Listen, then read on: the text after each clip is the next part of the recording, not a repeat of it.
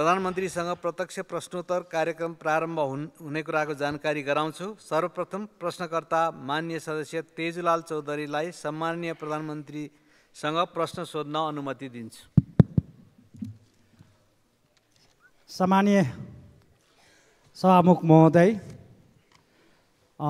सम्माननीय प्रधानमन्त्रीज्यूलाई मेरो प्रश्न, थारू आन्दोलन मूलतः अधिकारमुखी, पहिचानमुखी र राजनीतिक आन्दोलन हो भनेमा दुई मत हुन सक्दैन।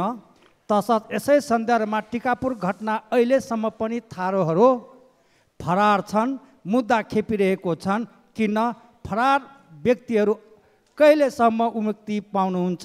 साथै प्रतिनिधि सभामा सबै 275 जना सांसदहरूको भूमिका र अधिकार समान छ भनिन्छ, तर नेपाल सरकारले मन्त्री र नेताहरूको निर्वाचन क्षेत्रमा बजेट मात्रै छुट्याउँछ।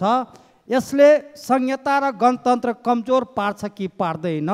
निर्वाचन पछि किन यस्तो विभेद र दुर्व्यवहार गरिन्छ? साथै मधेसको साक्षरता कम हुनुको मुख्य कारण के हो? र साथै टोल टोलमा विद्यालय छन्, सुविधा छन्, तर मधेसको साक्षरता प्रतिशत कम छ। विशेष गरी मधेसको शैक्षिक गुणस्तर सुधार गरी त्यहाँका मुहार फेर्न सरकारको किन प्रभावकारी र दिगो सुधारको योजना ल्याउन नसकेको हो?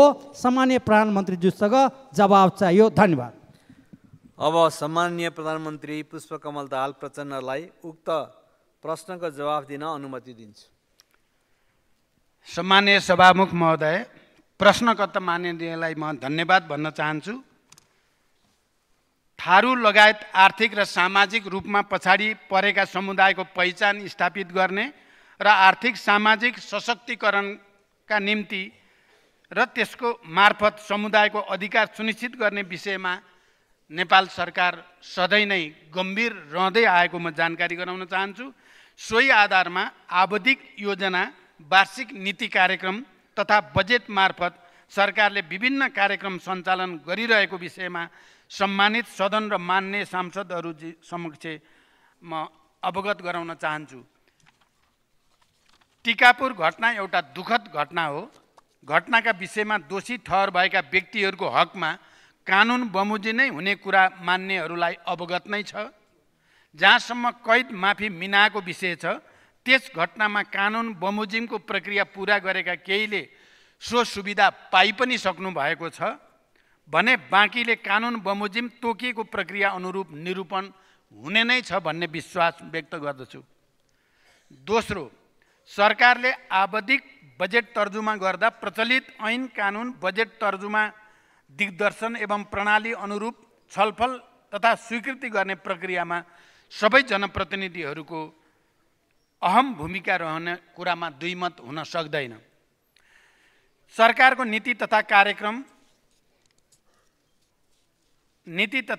र वार्षिक बजेट निर्माण प्रक्रियाको परम्परागत अभ्यासमा परिवर्तन गर्न मैले यही रोस्टम मार्फत गत साल घोषणा गरेको कुरा सबैलाई अवगत नै छ। सोही बमोजिम सम्बद्ध कानुनमा समेत आवश्यक संशोधन गरी कार्य अगाडि बढाइएको पनि हो। यद्यपि सङ्घीय संसदमा नीति तथा कार्यक्रममा पर्याप्त छलफल भएर बजेट निर्माण हुने अपेक्षा गरिए पनि संसदको कार्यवाही नियमित रूपमा सुचारू हुन नसक्दा नीति तथा कार्यक्रम र बजेट तर्जुमा प्रक्रियामा हामीले अपेक्षा गरे अनुसारको रूपान्तरण गर्न भने सकेनौँ। तर सरकारले नीति तथा कार्यक्रममा उल्लेखित विषयहरूलाई सम्बन्धित सबै पक्षसँग छलफल गरी बजेटमा तालमेल कायम गर्ने पुरै कोसिस गरिएको छ। बजेट विनियोजन गर्दा बहुवर्षीय स्रोत सहमति दिइएका आयोजना, आगामी आर्थिक वर्षमा सम्पन्न हुने आयोजना, सृजित दायित्व भुक्तानी गर्नुपर्ने आयोजना, क्रमागत रूपमा रहेका आयोजना तथा अनिवार्य दायित्व अन्तर्गत खर्च हुने कार्यक्रमका प्राथमिकतापूर्वक अनिवार्य रूपमा बजेट प्रस्ताव गर्नुपर्ने हुन्छ। सङ्घीयता र गणतन्त्रको रक्षा एवं संविधानले निर्दिष्ट गरेको मार्गचित्र बमोजिम सबै भौगोलिक क्षेत्र, वर्ग र समुदायको समानुपातिक, सन्तुलित र समन्वयिक विकास, सुशासन र समृद्धिलाई मुख्य आधार लिएर बजेट तर्जुमा गरिएको विषय बजेटका प्राथमिक तथा क्षेत्रगत विनियोजनबाट प्रष्ट भएकै छ। शैक्षिक सूचकाङ्कमा पछाडि परेको मध्य प्रदेशमा शैक्षिक गुणस्तर सुधारका लागि सरकार गम्भीर रहेको छ। शिक्षातर्फ वित्तीय हस्तान्तरण मार्फत मध्य प्रदेशका स्थानीय तहमा रु 20 अरब 44 करोड बजेट व्यवस्था गरिएको छ। शिक्षातर्फ स्थानीय तहमा दिएको कुल सशर्त अनुदानको 15% मध्य प्रदेशलाई मात्र हस्तान्तरण गर्ने गरी विनियोजन गरिएको हो।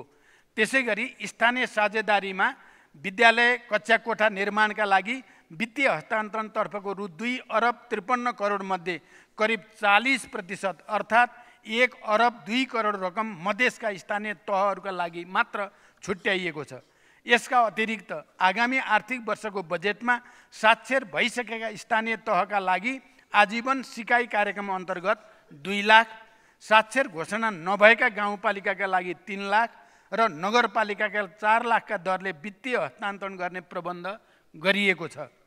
सरकारले मधेस मात्र नभएर देशैभरि गम्भीरताका साथ शिक्षा क्षेत्रमा रूपान्तरणको लक्ष्य लिएको छ। जातीय, लैङ्गिक लगायतका विभेदका कारण उपेक्षित तथा उत्पीडित समुदायको शिक्षामा पहुँच कायम गर्न छात्रवृत्ति, दिवा खाजा लगायतका कतिपय विशेष कार्यक्रम कार्यान्वयनमा रहेका र आगामी आर्थिक वर्षको बजेटमा थप कार्यक्रम समेत तर्जुमा गरिएका छन्। शैक्षिक वातावरण सुधारका लागि समुदाय, राजनीतिक दल, नागरिक समाजको महत्त्वपूर्ण भूमिका रहने भएकोले त्यसतर्फ मान्यज्यूहरूको पनि प्रभावकारी भूमिकाको समेत मैले अपेक्षा लिएको छु। धन्यवाद।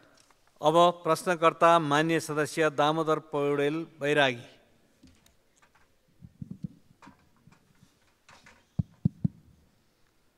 सम्मान्य सभामुख महोदय, सम्मान्य प्रधानमन्त्रीसँग मेरो प्रश्न 1 3 टुक्रामा। लाखौं स्वदेशी र विदेशी पर्यटकहरू ओहोरदोहोर गरेर मुक्तिनाथसम्म पुग्ने पुष्पलाल मध्य पहाडी लोकमार्ग पोखरा खण्डको हरिचोकदेखि पोखरा 25 हेम्जासम्मको सडक चक्लाउने कार्य ठेकदारले भुक्तानी नपाएकोले निर्माण कार्य पटक पटक अवरुद्ध भएको भनिएको छ। यसको भुक्तानी के हुँदैछ र निर्माण कार्य कहिले सकिनेछ? दोस्रो, हामी कास्की जिल्लाबाट प्रतिनिधित्व गर्ने सबै सांसदहरूले सम्मान्य प्रधानमन्त्रीलाई भेटेर पोखराबाट कास्की जिल्लाका अन्नपूर्ण गाउँपालिका र माछापुछ्रे गाउँपालिकाका विभिन्न ऐतिहासिक, पुरातात्विक, सांस्कृतिक र पर्यटकीय ठाउँहरू समेटेर माछापुछ्रे आधार शिविरसम्म पुग्ने भौतिक पूर्वाधार निर्माणका लागि योजना प्रस्ताव गरेका थियौँ, तर बजेटमा समेटिएको देखिएन। यसबारे ठोस योजना के छ?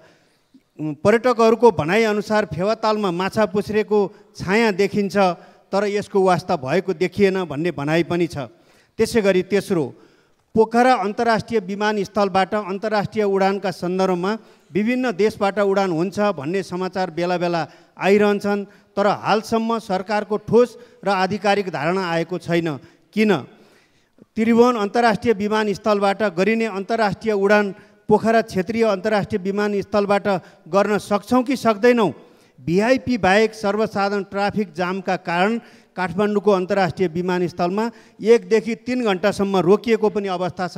त्यसैले पोखराबाट यिनै उडानहरूलाई पोखराबाट गर्न सकिन्छ कि सकिँदैन, मेरो प्रश्न छ। धन्यवाद। सम्माननीय प्रधानमन्त्रीज्यू। सम्मान्य सभामुख महोदय, मान्य सदस्यले उठाउनु भएको पहिलो प्रश्न पुष्पलाल मध्य पहाडी लोकमार्गको उक्त सडक खण्डको केही ठाउँमा रेखाङ्कन विवादले निर्माण कार्य अगाडि बढ्न नसकेको पक्कै पनि हो। निर्माण व्यवसायीलाई भुक्तानीको समस्या भने रहेको छैन। ठेक्का अवधि अझै 1 वर्ष बाँकी रहेकोले समयभित्रै उक्त सडक खण्डको निर्माण कार्य सम्पन्न हुने अपेक्षा सरकारले लिएको छ। कास्की दोस्रो प्रश्न, कास्कीका अन्नपूर्ण गाउँपालिका र माछापुछ्रे गाउँपालिकाका ऐतिहासिक, पुरातात्विक, सांस्कृतिक स्थलहरूको ठुलो पर्यटकीय महत्त्व रहेको छ। यी क्षेत्र समेटेर माछापुछ्रे आधार शिविर पुग्ने भौतिक पूर्वाधार निर्माणका लागि सम्बन्धित मन्त्रालयले आवश्यक गृह कार्य गरिरहेको जानकारी म यस सम्मानित सदनलाई गराउन चाहन्छु। यो विषयमा उक्त क्षेत्रका मान्यज्यूहरूसँग थप छलफल गरी अगाडि बढाइने विश्वास पनि व्यक्त गर्दछु।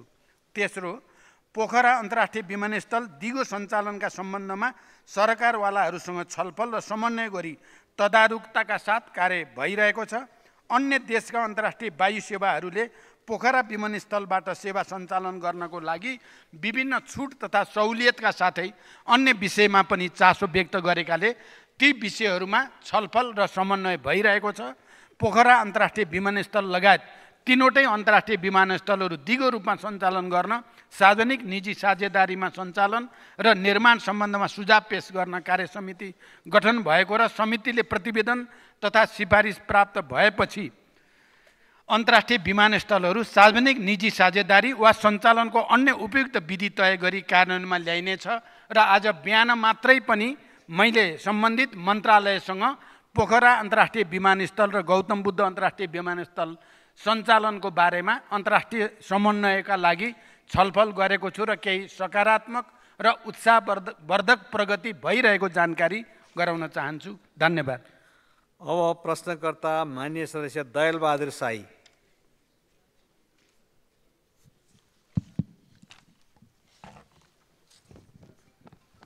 सम्माननीय सभामुखज्यू, सम्माननीय प्रधानमन्त्रीज्यू, सुदूरपश्चिम प्रदेश र कर्णाली प्रदेशका विभिन्न जिल्लाहरूमा 2069 साल असोज 13 गतेबाट सुरु भएर 23 गतेसम्म परेको अविरल वर्षाका कारण करिब 9000 घरधुरी प्रभावित भएका थिए। ठुलो धनजनको क्षति भएको थियो। उनीहरूको दैनिकी अहिले पनि निकै कष्टकर छ। त्यहाँका पीडित स्थानीयवासीले अहिलेसम्म पनि राहत र क्षतिपूर्ति पाएका छैनन्। 2079 सालमा भएको सङ्घ र प्रदेशको चुनावले गर्दा त्यहाँको जनताको पीडा चुनावी सरगर्मीले गर्दाखेरि ओझेलमा पर्यो। लगत्तै डोटीमा गएको भुइँचालोले गर्दाखेरि पनि बाढी पीडितहरूको जो समस्या छ त्यो ओझेलमा पर्यो र जाजरकोटमा गएको केन्द्रबिन्दु भएर गएको भुइँचालोले गर्दाखेरि पनि त्यो त्यतिखेरको त्यो क्षतिपूर्ति र त्यहाँको जनताको पीडा ओझेलमा परेको छ।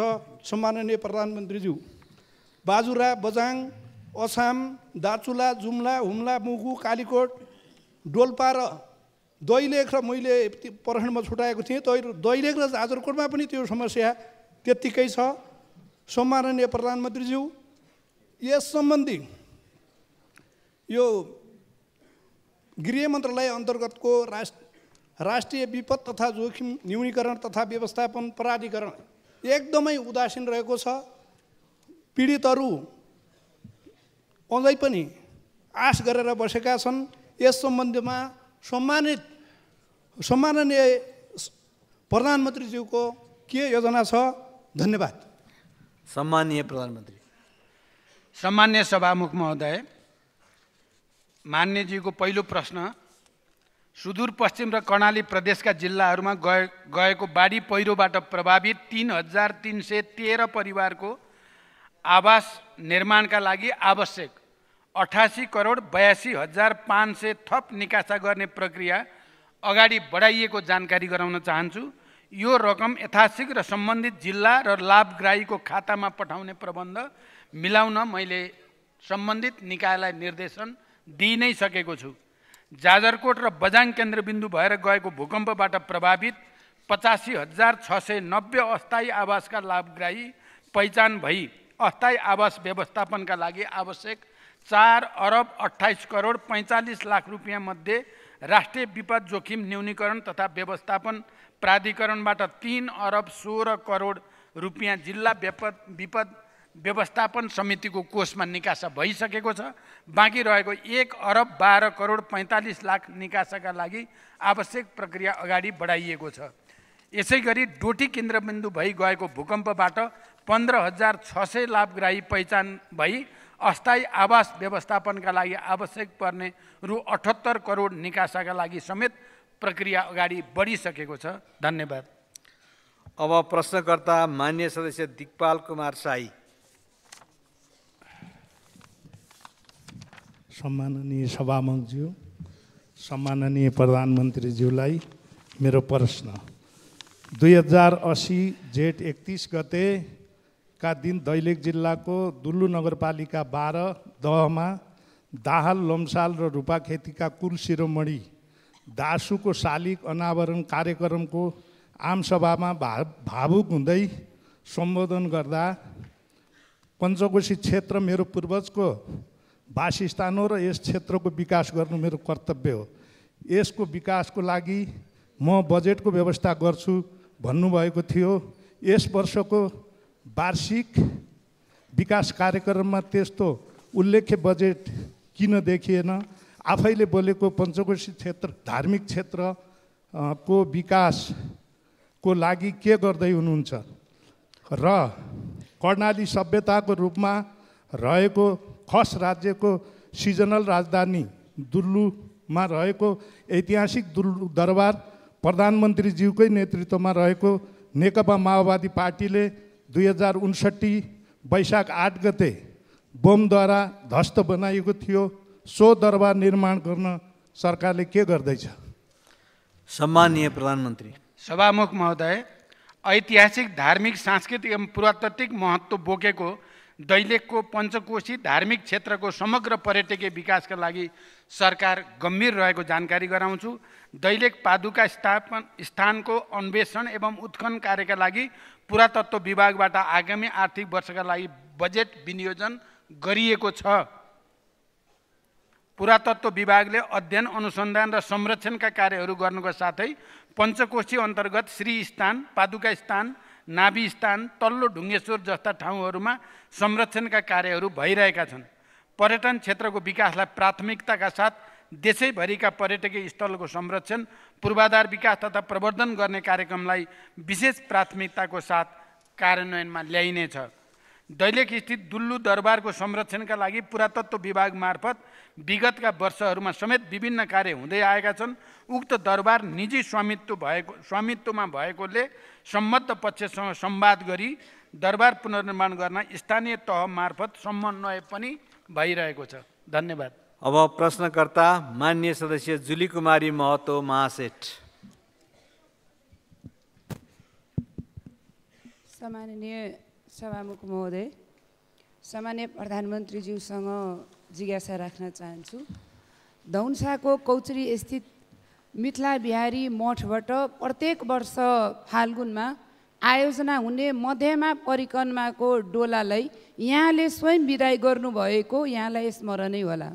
एसियाकै सबैभन्दा ठुलो नेपाल र भारत गरी 133 किलोमिटरमा घुमिने मध्यमा परिक्रमा नेपाल र भारत बीचको धार्मिक सांस्कृतिक सम्बन्धको जीवन्त गाथा हो।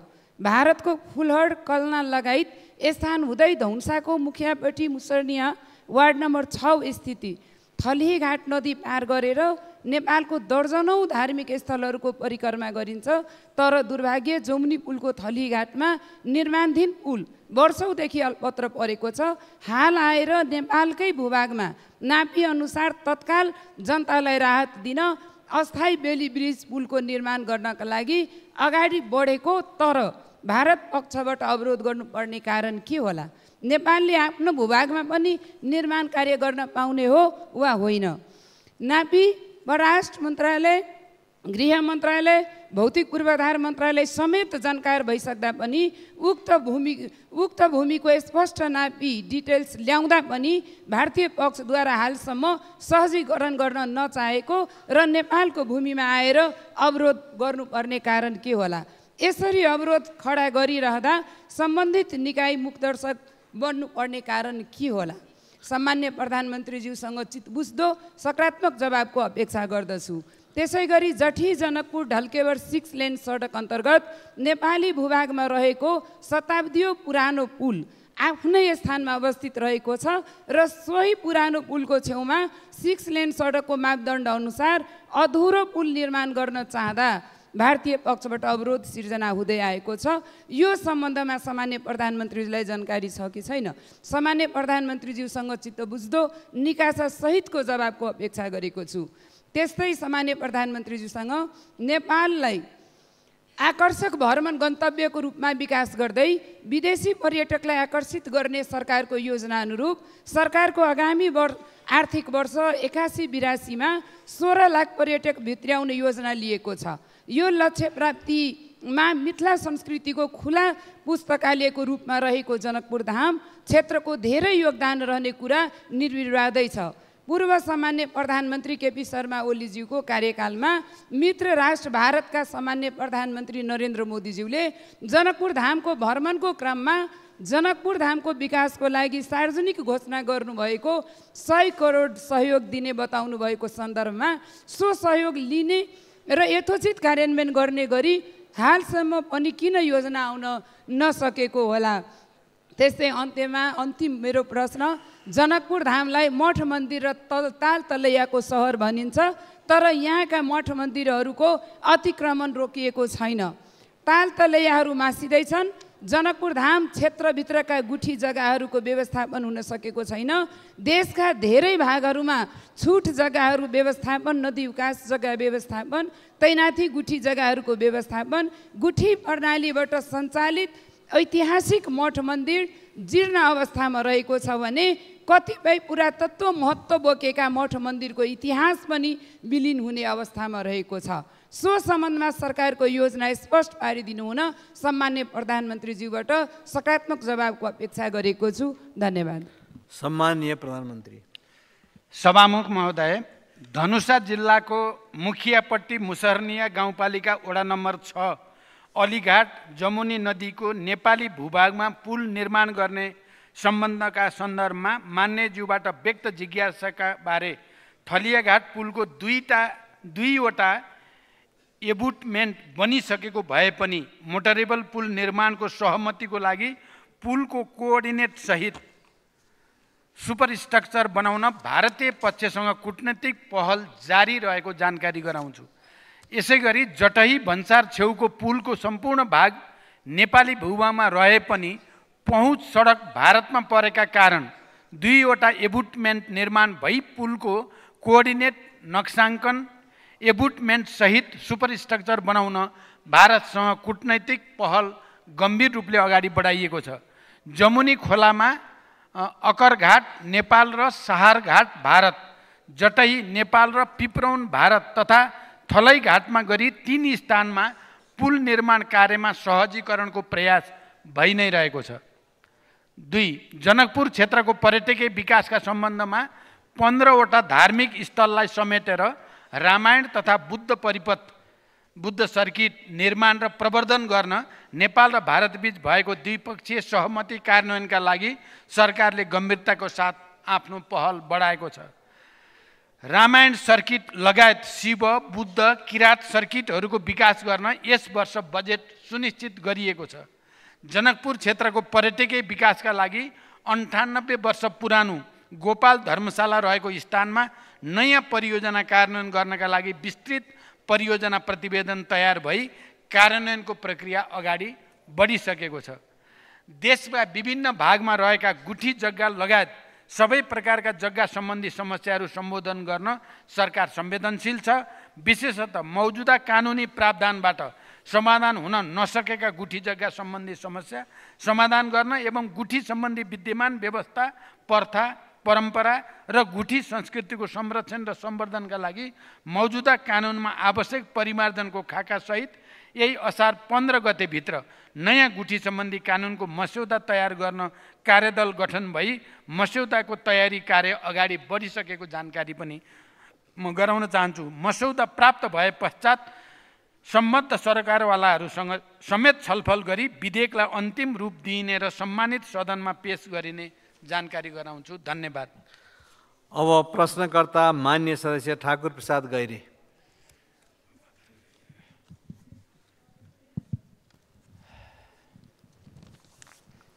सम्मान्य सभामुख महोदय, सम्मान्य प्रधानमन्त्रीज्यू, आर्थिक वर्ष 2081-82 को बजेट पास गर्ने प्रक्रियामा भएकोले बजेट सम्बन्धी केही जिज्ञासा राख्न चाहन्छु।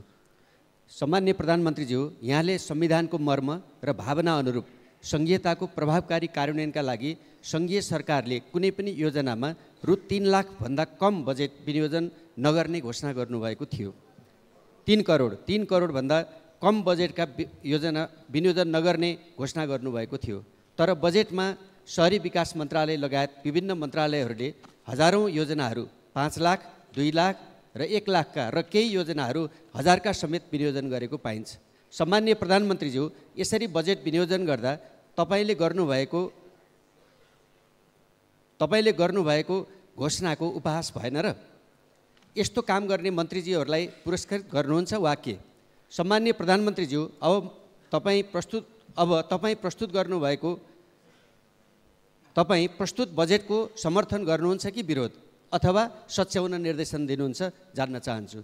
सम्माननीय प्रधानमन्त्रीज्यू, बजेट वक्तव्यमा उल्लेख भएको भरतपुर, बुटोल, पोखरा, मुगलिङ, भरतपुर 3वटा कोणमा राखी गण्डकी आर्थिक त्रिभुज परियोजना मध्येको एक महत्त्वपूर्ण सिद्धार्थ राजमार्ग बुटोल पोखरा खण्ड आर्थिक वर्ष 2081-82 को सुरु 6 महिनाभित्रै छोटा छोटा सुरुङ मार्ग, घुम्ती घटाउने अग्ला पुल बनाउने, भाइडक्ट प्रविधि मार्फतका कामहरूलाई मार्फत डेडिकेटेड डबल लेन सडक स्तरोन्नति कार्यका लागि आरम्भ गर्न सम्बन्धित मन्त्रालयलाई निर्देशन दिन अब कुनै कठिनाइ छ र म जान्न चाहन्छु।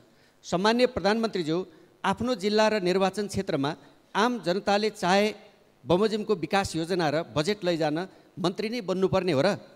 म यहाँलाई प्रश्न गर्न चाहन्छु, यदि त्यसो हो भने संसदहरूलाई आफ्नै क्षेत्रमा योजना लैजान सक्ने गरी तपाईँको आफ्नै कार्यकालमा नै सबैलाई मन्त्री बनाउने योजना पो बनाउनु भएको हो कि जान्न चाहन्छु। धन्यवाद। सम्माननीय प्रधानमन्त्री। सभामुख महोदय, सरकारले वार्षिक बजेट तथा कार्यक्रम तर्जुमा गर्दा व्यावहारिक र प्रतिफल प्राप्त होस् भन्ने उद्देश्यले सङ्घ, प्रदेश र स्थानीय तहमा आयोजनाहरूबीच दोहोरोपन हुन नदिने, ठुला आयोजना सङ्घबाट कार्यान्वयन गर्ने, मझौला प्रकृतिका आयोजना प्रदेशबाट र साना आयोजना स्थानीय सरकारबाट कार्यान्वयन गर्ने विषयमा सरकार अहिले पनि स्पष्ट र दृढ रहेको जानकारी गराउन चाहन्छु। वित्तीय हस्तान्तरण अन्तर्गत सशर्त अनुदानका तर्फका कतिपय आयोजनाहरू सम्पन्न गर्ने कार्यका लागि केही आयोजना तथा कार्यक्रमहरूमा कम रकम देखिए पनि रु 3 करोड भन्दा कम रकम विनियोजन भएका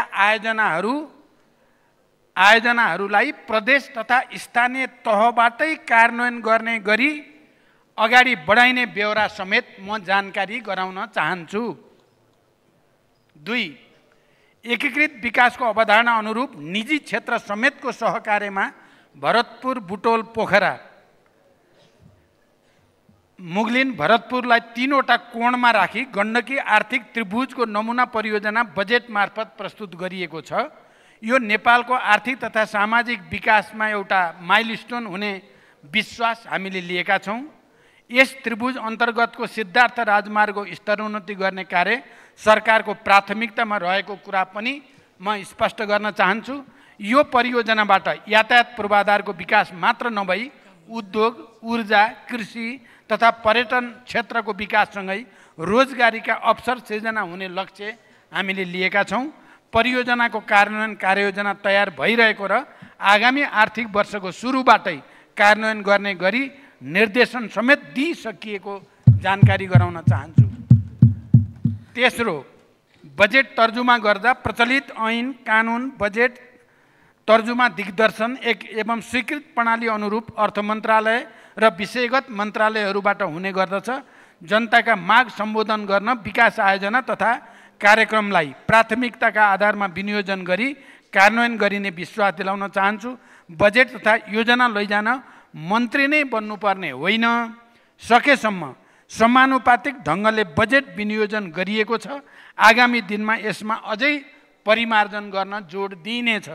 म मान्य सदस्यहरूसँग के कुरामा सहमत छु भने गत साल मैले जसरी बजेट तर्जुमा गर्न सबै मान्य सदस्यहरूको सामूहिक छलफलको अपेक्षा गरेको थिएँ, विभिन्न राजनीतिक उतार चढाव र घटनाक्रमले त्यसो गर्न चाहे जस्तो नसकिएको कुरा सत्य हो, तर फेरि पनि यसलाई त्यो रूपमा अगाडि बढाउने कोसिस गरिन्छ।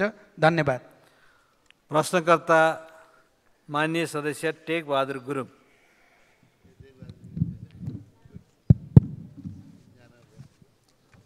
सम्मानीय सभामुख महोदय, सम्मानीय प्रधानमन्त्रीज्यूलाई म केही प्रश्न राख्न चाहन्छु।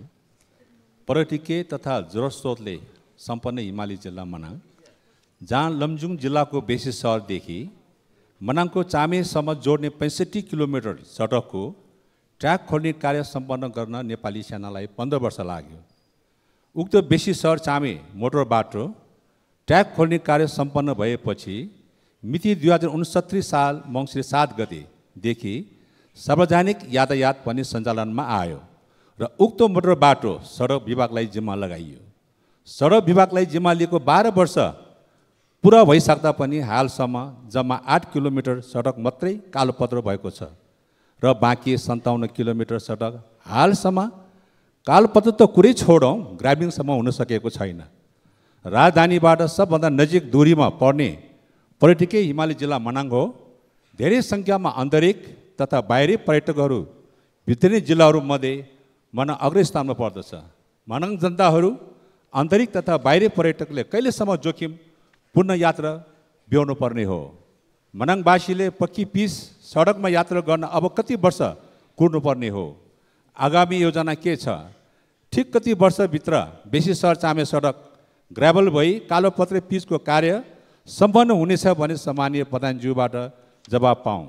सम्माननीय सभामुख महोदय, 2078 साल असार 1 र 2 गते आएको विषम वर्षले मनाङ जिल्लाको सदरमुकाम चामे स्थिति विभिन्न सरकारी कार्यालय, विद्यालय, पर्यटन व्यवसायहरूको होटल तथा घरहरू, नासोङ गाउँपालिका प्रशासनिक भवन, ब्याङ्क, अधिकांश घरहरू, होटल तथा व्यापार व्यवसायहरू र मनाङ जिल्लाको प्रवेशद्वारा बनिने सुन्दर ताल बजार नै डुबानमा परेको थियो।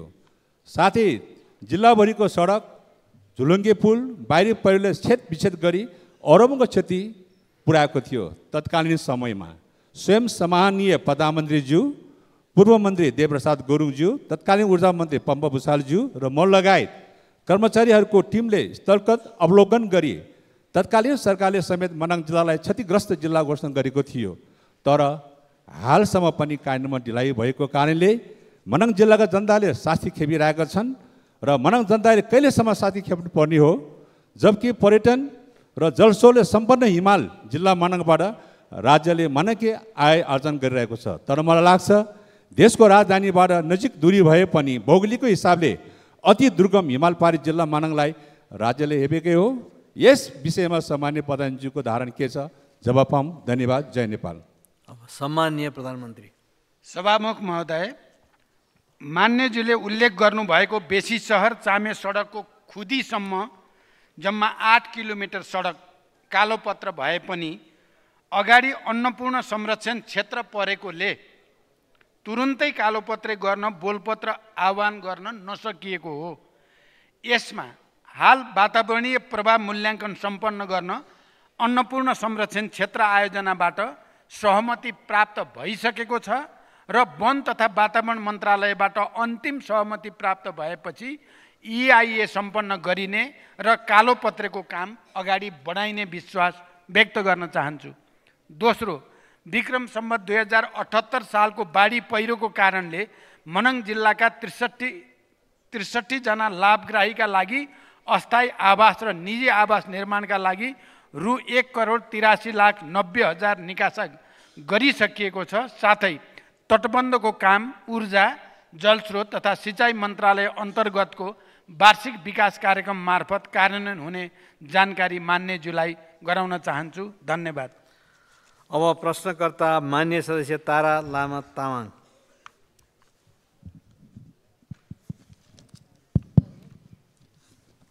सम्मान्य सभामुखज्यू मार्फत सम्मान्य प्रधानमन्त्रीज्यूमा, तत्कालीन सरकारले 2058 सालमा शुक्लाफाटा वन्यजन्तु आरक्ष हालको शुक्लाफाटा राष्ट्रिय निकुञ्ज विस्तार गर्ने क्रममा 100औं परिवार घरबारविहीन भएका छन्। पीडित भएकाहरूलाई 22 वर्ष बितिसक्दा समेत उचित क्षतिपूर्ति र सट्टा भर्ना पाउन सकेका छैनन्। अहिलेसम्म सरकारले 32 वटा आयोग बनाइसक्दा पनि समस्या समाधान नभएकोले अत्यन्त नाजुक अवस्थामा ढक्का शिविर लगायत कञ्चनपुरको अन्य क्षेत्रका शिविरहरूमा आशमा बसेका पीडितहरूको समस्या समाधान गर्न सरकारले अधिकार सम्पन्न आयोग बनाएर 100औं पीडितलाई कहिले न्याय दिने योजना छ? 2. सरकारले योभन्दा पहिलेकै सरकारले जस्तै भर्खरै 11वटा मुलुकबाट राजदूत फिर्ता बोलाएका छन्। हरेक पटक नयाँ सरकार बन्ने, नयाँ राजदूतहरू फिर्ता बोलाउने परिपाटीले अन्तर्राष्ट्रिय जगतमा मुलुकको कूटनीतिक पक्ष कमजोर भएको छ। अहिलेसम्म 50% कार्य डिप्लोमेट र 50% राजनीतिक नियुक्तिबाट राजदूत जाने गरेका छन्। आगामी दिनहरूमा सरकारले राजनीतिक नियुक्ति गर्दा राष्ट्रिय सहमति बनाएर नियुक्ति गर्दा राम्रो सन्देश जाने थियो कि राजदूत नियुक्ति पश्चात एउटा मापदण्ड बनाएर कार्य सम्पादनको आधारमा कम्तीमा 4 वर्ष राख्ने व्यवस्था गर्दा राम्रो हुन्थ्यो कि? यसमा सरकारको योजना के छ? 3. कञ्चनपुरको चुरेदेखि भारतको दुधवा नेसनल पार्कसम्म जोडिएको 43 किलोमिटर लामो दोदा नदीको बाढीको कारण हरेक वर्ष यो किनारामा बसोबास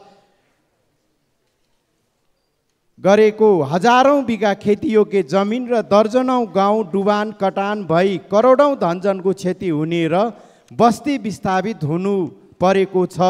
यो समस्यालाई समाधान गर्न बृहत गुरुयोजना बनाई अधिकांश राणा थारू आदिवासी जनजाति र अन्य समुदायको बसोबास रहेको सो क्षेत्रको समस्या समाधानको लागि सरकारले के सोचिरहेको छ, के योजना छ?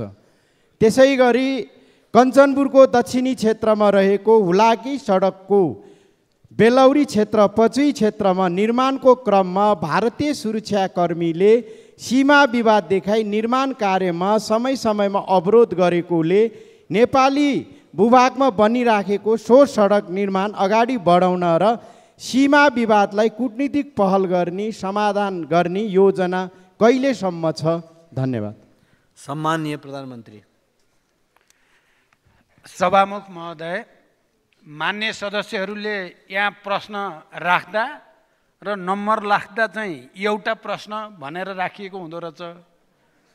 अहिले भर्खरै मान्य तारा तामाङजीले प्रश्न नम्बर 8 भनेर यहाँ राखिएको छ, तर उहाँले 4वटा प्रश्न राख्नुभयो। यसलाई पनि अलि व्यवस्थापन गर्नुपर्ने हो कि जस्तो मैले महसुस गरेँ, खालि मैले सुझावको रूपमा मात्रै। शुक्लाफाटा राष्ट्रिय निकुञ्जबाट प्रभावित जनताको समस्याका बारेमा सरकार गम्भीर छ। विषयको संवेदनशीलतालाई आत्मसात गर्दै प्रभावित जनताका समस्यालाई स्थायी रूपमा हल गर्ने उद्देश्यले मन्त्री परिषदको मिति 80 फागुन 6 गते बसेको बैठकले पूर्व न्यायाधीशको अध्यक्षतामा अधिकार सम्पन्न न्यायिक समिति गठन गर्ने निर्णय भए पनि कारणवश समितिको नेतृत्व चयन हुन नसकेकोले पुनः नयाँ समिति गठन प्रक्रिया अगाडि बढिसकेको जानकारी म गराउन चाहन्छु। अधिकार सम्पन्न न्यायिक समिति गठन भएसँगै यसअघिका आयोगका सुझावहरूलाई समेटी पीडित जनताका समस्या स्थायी रूपमा समाधान गर्न सरकार दृढ रहेको जानकारी गराउँछु। 2. नेपालको संविधान र परराष्ट्र नीतिले परिलक्षित गरे अनुसार राष्ट्रको सर्वोपरि हित हुने गरी विदेश स्थित कूटनीतिक नियोग तथा नियोग प्रमुखलाई परिचालन गर्न सरकार प्रतिबद्ध नै छ। राजदूत नियुक्ति सम्बन्धी निर्देशिका 2075 को दफा 8 ग मा नेपाल सरकारले आवश्यक ठानेमा राजदूतलाई पदावधि पूरा हुनु अगावै निर्णय गरी फिर्ता बोलाउन सक्ने प्रावधान छ। देशको हित र कूटनीतिलाई मजबुत बनाउन वस्तुगत आधारमा राजदूतहरूको मूल्याङ्कन गरी सोही अनुरूप व्यवस्थापन गर्ने नीति सरकारले विगतदेखि नै अवलम्बन गर्दै आएको छ। राजदूत नियुक्ति सम्बन्धी निर्देशिकालाई मूल आधार बनाई राजदूतहरूको नियुक्तिलाई थप व्यवस्थित, मर्यादित, पारदर्शी, दक्षतामा आधारित र कार्य सम्पादनमा आधारित बनाउन यो सरकार प्रयासरत रहेको जानकारी गराउन चाहन्छु। अहिले पनि परराष्ट्र सेवाबाट गएका कोही पनि राजदूतलाई फिर्ता बोलाउने नीति सरकारको छैन। खालि राजनैतिक नियुक्तिबाट गएकाहरूको हकमा मात्रै समीकरण परिवर्तनसँगै विगतमा त तुरुन्तै हुने गर्थ्यो, यो पटक बरु 3 महिनाभन्दा बढी समयसम्म यो कायम रह्यो। त्यसकारण यो सरकार गम्भीर छ भन्ने कुराको यही नै प्रमाण हो। कञ्चनपुरको चुरेदेखि भारतको दुधवा नेसनल पार्कसम्म जोडिएको 43 किलोमिटर लामो दोदा नदीका कारण स्थानीय जनताले भोग्दै आएको समस्याको बारेमा म जानकार छु। दोदा नदी नियन्त्रणका लागि विभिन्न समयमा प्रयास भए पनि नदीको प्रकृतिलाई यसले पारिरहेको असरलाई दीर्घकालीन व्यवस्थापन गर्नुपर्ने देखिएकोले सरकारले संयुक्त राष्ट्रसङ्घको परियोजना सेवा मार्फत जलवायु परिवर्तनसँग यसलाई अन्तर सम्बन्धित गरी reducing climate risk and bench resilient livelihood प्रतिवेदन तयार गरिएको छ। यो आयोजना जलवायु परिवर्तनको कारणले सृजित समस्या समाधानको उपयुक्त मोडेल हुन सक्ने भएकोले ऊर्जा जलस्रोत तथा सिँचाइ मन्त्रालयले ग्रिन क्लाइमेट फन्ड मार्फत यसलाई कार्यान्वयन ल्याउन प्रक्रिया अगाडि बढाइसकेको छ। प्रतिवेदनका आधारमा बाढी नियन्त्रणका संरचनाहरू बनाउने, नदी वरिपरिका फाँटहरूमा व्यवस्थित र भरपर्दो सिँचाइ सुविधा पुर्याउने, स्थानीय जनसमुदायलाई सशक्तिकरण गर्ने जस्ता कार्यहरू सुरु हुने र यसबाट वर्षौँदेखि जनताले दोदा नदीबाट भोगिरहेको समस्या अन्त्य हुने विश्वास लिइएको छ। यसका साथै हाल तत्कालका लागि आपतकालीन विपद सूचना प्रवाह तथा विपद प्रभाव न्यूनीकरणका लागि दोदा नदीसँग जोडिएका शुक्ला फाँटा नगरपालिकाका 3वटा, लालझाडी नगरपालिकाका 4वटा, पुनर्वास नगरपालिकाको 1 स्थानमा गरी जम्मा 8वटा स्थानमा पूर्व सूचना प्रणाली जडान गरिएको छ भने विपद प्रतिकार तथा अन्य कार्यका लागि बजेट सुनिश्चित गरिएको छ। हुलाकी राजमार्ग अन्तर्गत डोके बजार बेलौरी बेल्दी दैजी सडक खण्डको बेलौरी नगरपालिका वडा नम्बर 8 कालोपुल खारपत खोलादेखि इटाभट्टा मोड पर्चुईसम्मको 1400 मिटर लम्बाइमा सडक निर्माण कार्य अन्तर्गत विगतमा विवाद रहित रूपमा निर्माण कार्य सञ्चालन भई ग्राभेल गर्ने सम्मको कार्य सम्पन्न भइसकेको र उक्त स्थानमा थप निर्माण कार्य सञ्चालनका लागि सहयोग तथा सहजीकरण गर्न भारतीय पक्षसँग कूटनैतिक पहल भइरहेको जानकारी गराउँछु। धन्यवाद। अब प्रश्नकर्ता मान्य सदस्य जीवन परियार।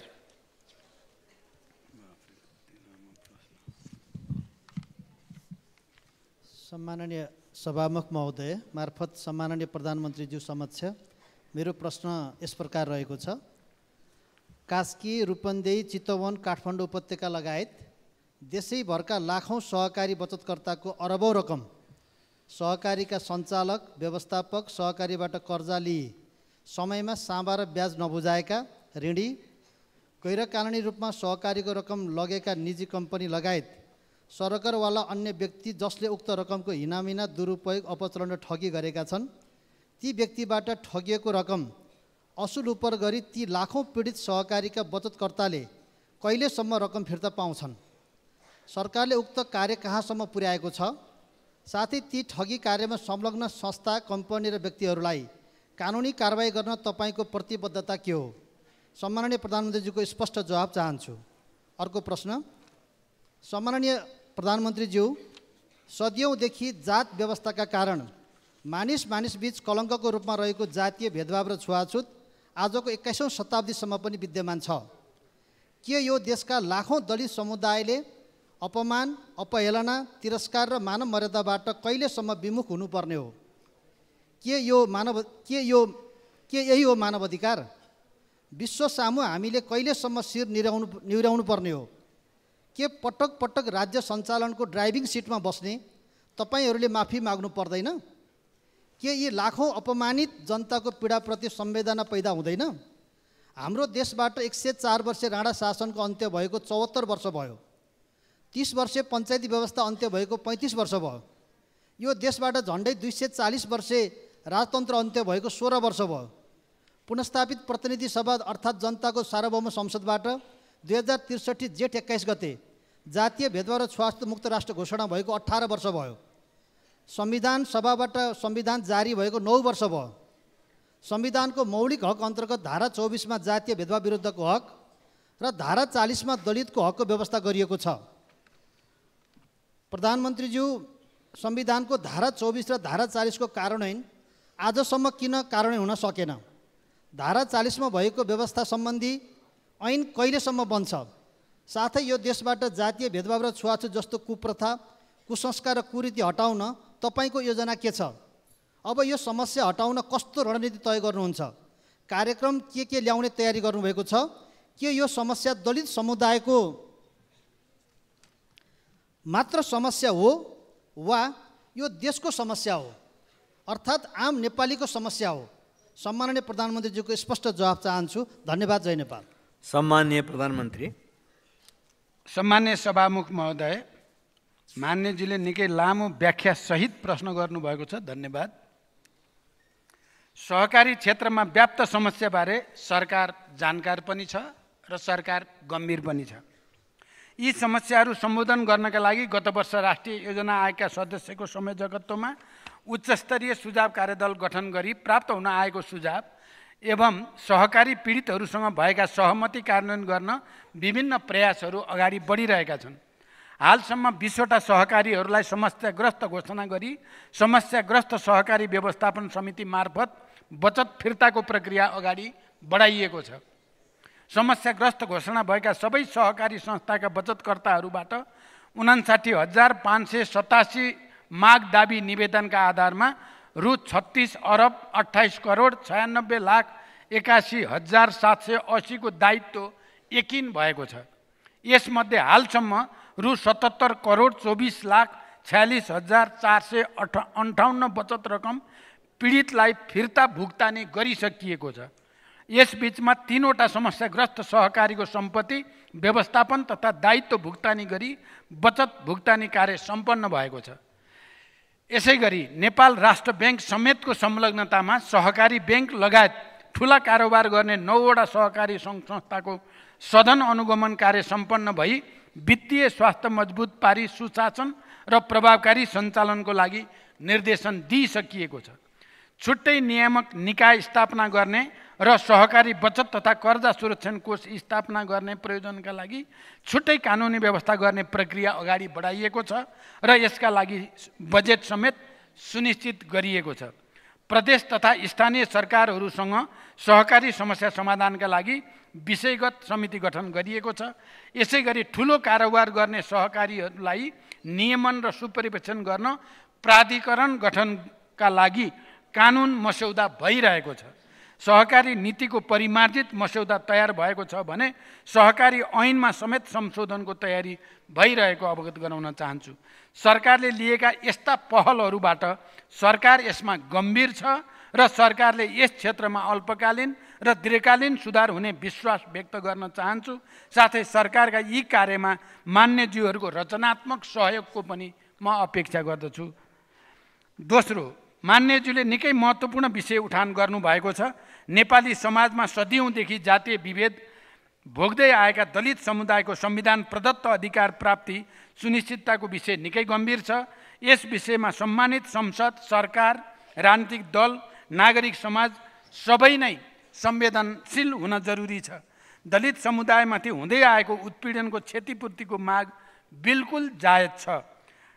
आर्थिक सशक्तिकरण मार्फत दलित समुदायको सम्मानपूर्ण जीवनयापन सुनिश्चित गर्न सकिएन भने हामीले लिएको सामाजिक न्याय, सुशासन र समृद्धिको लक्ष्य या हाम्रो राष्ट्रिय आकाङ्क्षा सुखी नेपाली समृद्ध नेपाल पुरा हुन सक्दैन। त्यसैले जातीय विभेदको समूल अन्त्य गर्न संविधानको धारा 40 को मौलिक हक कार्यान्वयनका लागि सरकार गम्भीर र संवेदनशील रहेको जानकारी गराउँछु। सरकारका तर्फबाट जातीय विभेद तथा अन्य छुवाछुत र भेदभाव कसुर र सजाय ऐन 2068 लाई समयानुकूल परिमार्जनका लागि तयारी गरिरहेको छ। दलित समुदायको संविधान प्रदत्त अधिकारको प्रत्याभूति गर्न दलितको सशक्तिकरण कार्य गर्ने संरचनालाई एकीकृत गर्ने दलित उपेक्षित उत्पीडित वर्ग उत्थान तथा विकास प्राधिकरणको संस्थागत विकास गर्ने प्रक्रिया छिटै सुरु गरिँदैछ। सरकारले दलित समुदायका उल्लेखित अधिकार प्राप्तिका लागि रैथाने परम्परागत सिप ज्ञान पेसाको आधुनिकीकरण गरी रोजगारी सृजना र जीविकोपार्जन कार्यक्रम सञ्चालन गर्न शिल्पी उद्यमशीलता कार्यक्रम प्राविधिक धारतर्फको उच्च शिक्षामा दलित समुदायको पहुँचका लागि छात्रवृत्ति व्यवस्था समेत बजेट मार्फत सुनिश्चित गरेको जानकारी गराउन चाहन्छु।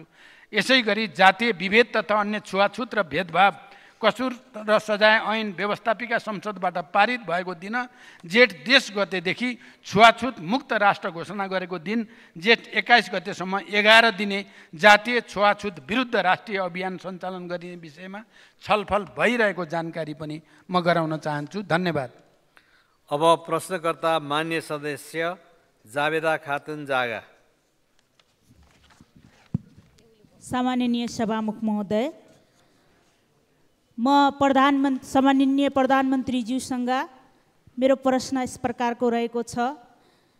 हामी सुदूरपश्चिम र लुम्बिनी प्रदेशका जनता सडक मार्गबाट राजधानी आउन 2 देखि 3 दिनसम्म लाग्ने अवस्था रहेको हुँदा महेन्द्र राजमार्ग अन्तर्गत नारायणघाट बुटवल बर्दिया कैलाली सडक खण्ड कहिलेसम्म निर्माण सम्पन्न हुन्छ?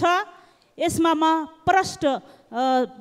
सम्माननीय प्रधानमन्त्रीज्यूको म जवाब चाहन्छु।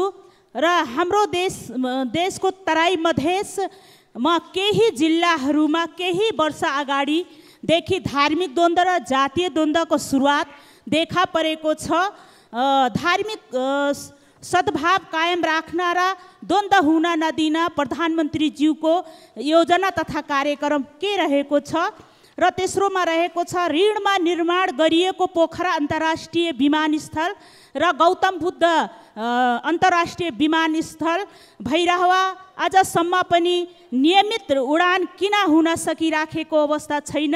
र ऋणमा रहेको उक्त दुवै विमानस्थलको ऋण तिर्ने आधार के छ? यसबारेमा प्रधानमन्त्रीज्यूसँग जवाब चाहन्छु। हस्त धन्यवाद। सम्माननीय प्रधानमन्त्री।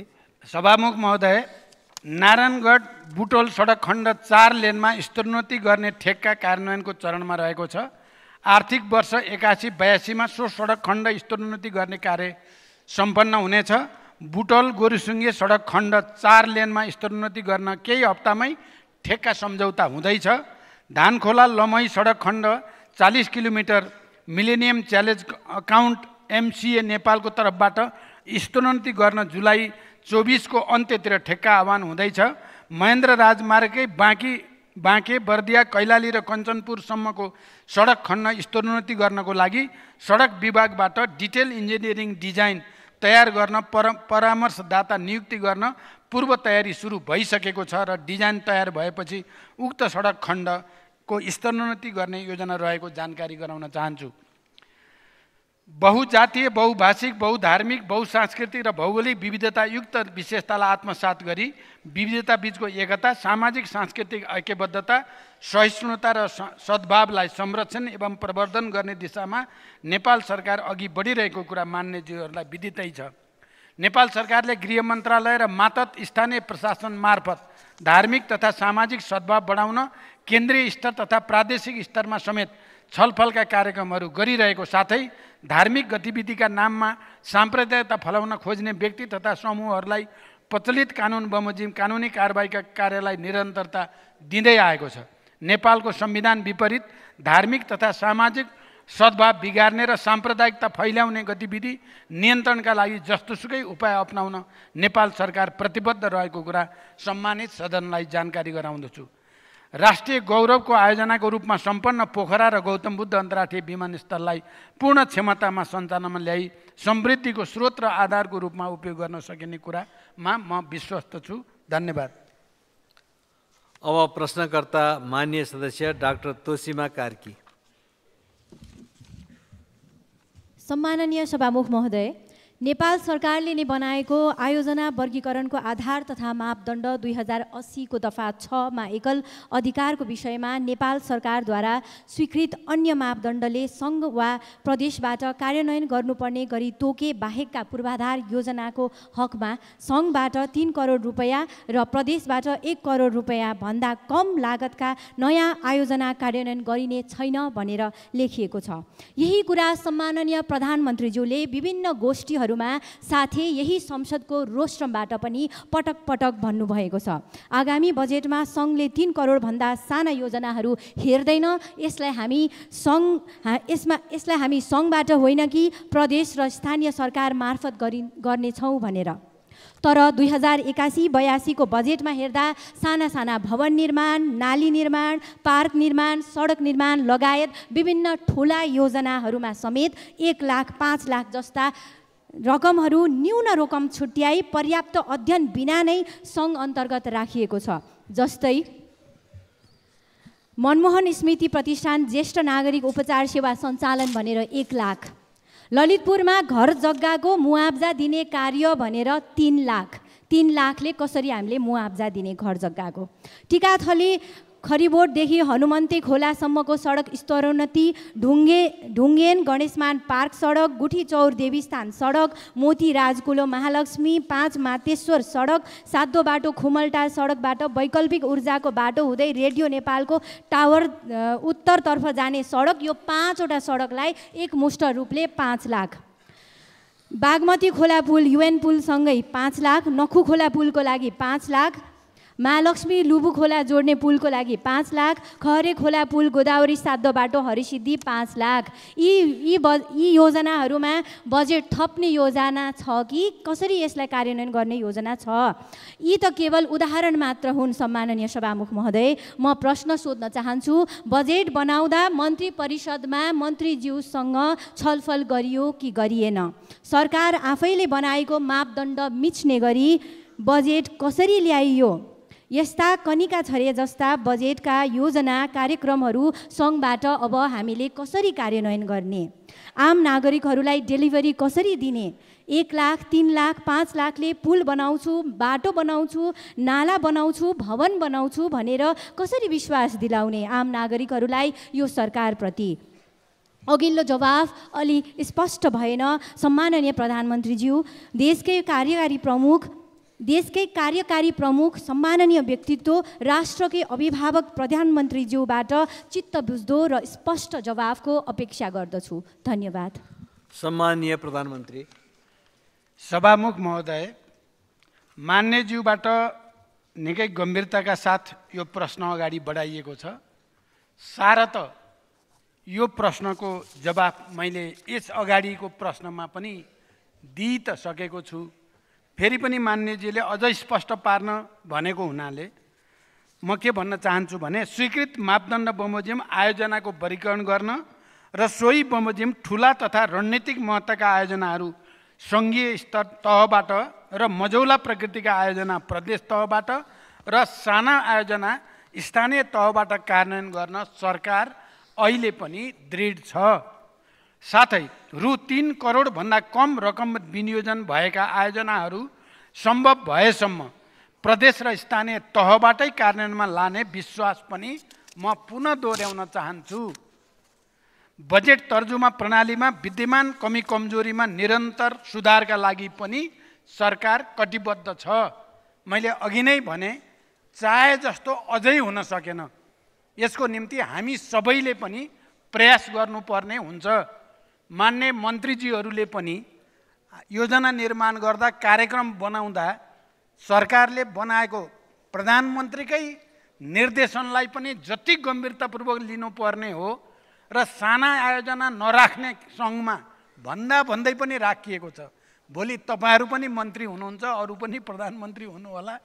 त्यसकारण यो विषय परिमार्जन आवश्यक छ। म यसमा पुरै जे भएको छ बिल्कुल ठिक भएको छ भन्ने पक्षमा त छैन, तर प्रयास जारी छ। मैले जोड दिएर फेरि पनि भन्न चाहन्छु, साना आयोजनाहरू सङ्घले कार्यान्वयन गर्दैन, प्रदेश र स्थानीय तहलाई नै कार्यान्वयन गर्न दिने व्यवस्था गरिन्छ। धन्यवाद। यति भनिसकेपछि मलाई लाग्छ आजका प्रश्नहरू सकिएका छन्। र सभामुख महोदय, म जाँदै एउटा कुरामा सबै मान्य सदस्यहरूको ध्यान आकर्षित गराउन चाहन्छु सभामुख महोदय मार्फत। हाम्रो सदनको एउटा परम्परा, प्रचलन, गरिमा जे भने पनि प्रधानमन्त्रीले बोल्ने दिन सत्तापक्ष पनि प्रतिपक्षका पनि सबै नेताहरू, सबै मान्य सदस्यहरू, मन्त्रीहरू, इमर्जेन्सी बाहेक सबै मान्य मन्त्रीहरू उपस्थित हुने प्रचलन नेपालको इतिहासमा स्थापित थियो। तर अब क्रमशः त्यो पातलिन थालेको छ। यसले हामीले अमुक प्रधानमन्त्रीलाई अलिकति अवमूल्यन गरेको पक्कै होइन होला। यो प्रक्रिया जारी रह्यो भने हामी सबैले आफैलाई अवमूल्यन गरेको ठहरिन्छ भन्ने विश्वास सहित म बिदा हुन्छु। धन्यवाद।